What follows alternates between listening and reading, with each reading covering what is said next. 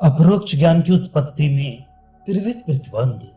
बार बार विचार करने पर भी तीन प्रकार के प्रतिबंधों के होने से तत्व का साक्षात्कार नहीं होता।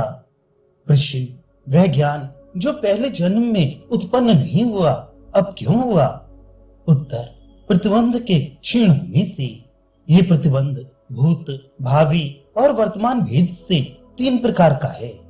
प्रतिबंध होने से ही वेद वेदार्थ के ज्ञाता भी मुक्त नहीं हो पाते। हिरण्यनिधि के दृष्टांत से यही सिद्धांत श्रुति में स्पष्ट किया है कि प्रतिबंध के होते ज्ञान का उदय नहीं होता। कहा गया है कि भूगर्भ विद्या को न जानने वाले लोग हिरण्यनिधि के ऊपर चलते फिरते भी उसे पा नहीं सकते। ऐसे ही ये सारी प्रजाएं ब्रह्म के पास दिन रात जाती हुई भी वासना रूप अनरस से ढकी रहने के कारण ब्रह्मलोक को नहीं पा सकती। भूत अर्थात अतीत प्रतिबंध का उदाहरण देते हैं। अतीत काल के भी महिषी स्नेह से उत्पन्न प्रतिबंध के कारण भिक्षु तत्व को न जान सका। ये कहानी लोक में प्रसिद्ध है। गाथा ये है कि किसी गृहस्थ को अपनी भैंस के प्रति बहुत स्नेह था। वो जब सन्यासी हुआ तो वेदांत का श्रवण करने पर भी उस महिषी स्नेह से उत्पन्न हुए प्रतिबंध के कारण उसको गुरु की बात समझ में नहीं आई। जब गुरु ने उसके महिषी स्नेह का अनुसरण करके उसी महिषी में तत्व माहिष्यपादिक ब्रह्म का उपदेश दिया, तब उस महिषी स्नेह रूपी प्रतिबंध के हट जाने पर ही वह यति ठीक ठीक तत्व को जान पाया। अब वर्तमान प्रतिबंध बताते हैं। वर्तमान प्रतिबंध का एक रूप तो चित्त की विषयों में आसक्ति होना है, फिर बुद्धि की मंदता, कुतर्क, शुष्क तर्क से श्रुति का दूसरा ही अर्थ लगाना और विपरीत ज्ञान अर्थात आत्मा को कर्ता आदि मानना आदि में हट वर्तमान प्रतिबंध के ये चार रूप हैं। इनमें से किसी के भी रहते ज्ञानोदय नहीं होता।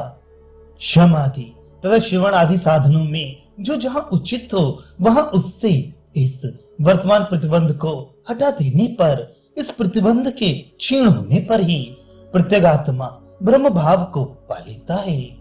अब आगामी भावी प्रतिबंध का उदाहरण देते हैं। आगामी प्रतिबंध वामदेव में बताया है। जन्मांतर दिखाने वाला प्रारब्ध शेष आगामी प्रतिबंध कहलाता है। वह भोग के बिना निवृत्त नहीं होता। वामदेव का आगामी प्रतिबंध अथवा प्रारब्ध शेष एक जन्म में और भरत का 3 जन्मों निरप, मृग और जड़ भरत इन 3 जन्मों में क्षीण हो पाया था। तो क्या प्रारब्ध शेष भावी प्रतिबंध नियत काल तक ही रहता है? ऐसा नहीं है। गीता में योग भ्रष्ट अर्थात तत्व साक्षात्कार होने तक विचार को जारी ना रख बीच में छोड़ बैठने वाले पुरुष के प्रतिबंध का विनाश बहुत से जन्म बीतने पर बताया है, परंतु फिर भी उसका पूर्व जन्म में किया तत्व विचार निष्फल नहीं होगा, क्योंकि प्रतिबंध का निवृत्ति होते ही उसको विचार का फल अपरोक्ष ज्ञान के रूप में मिल जाएगा। गीता के 6ठे अध्याय श्लोक 41 से 45 का अभिप्राय कहते हैं।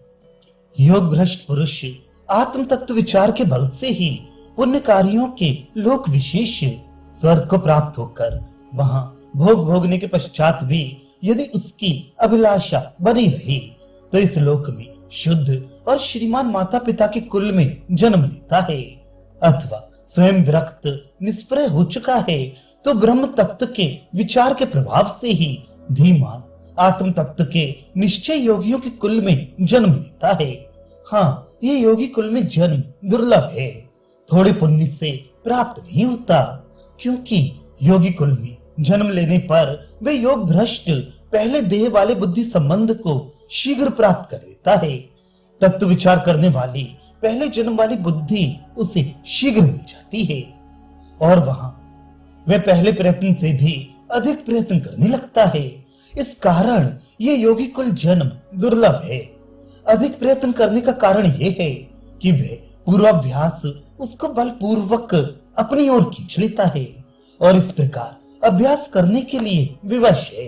ऐसे अनेक जन्मों में तत्व ज्ञान संपन्न होकर परम ज्ञान, परम गति मुक्ति को प्राप्त कर लेता है।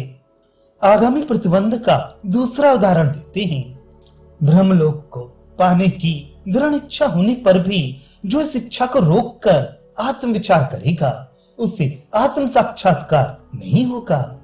शास्त्र का प्रमाण है कि ऐसा पुरुष पहले ब्रह्मलोक में पहुंचकर वहां तत्व का साक्षात्कार करता है और कल्पांत के समय ब्रह्म के साथ मुक्त होता है। तीव्र पापी के लिए तो विचार भी दुर्लभ है। किन्हीं किन्हीं का तो वह तत्व विचार भी पाप कर्म के कारण रुक जाता है। श्रुति में बताया है कि परम तत्व बहुत से पापियों को सुनने को भी नहीं मिलता।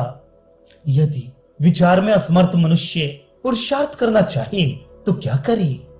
बुद्धि की अत्यंत मंदता के कारण अथवा सामग्री अर्थात उपदेश गुरु, अध्यात्म शास्त्र या देश काल आदि के अभाव के कारण यदि किसी को विचार का अवसर ना मिले तो वह दिन रात ब्रह्म की उपासना किया करे।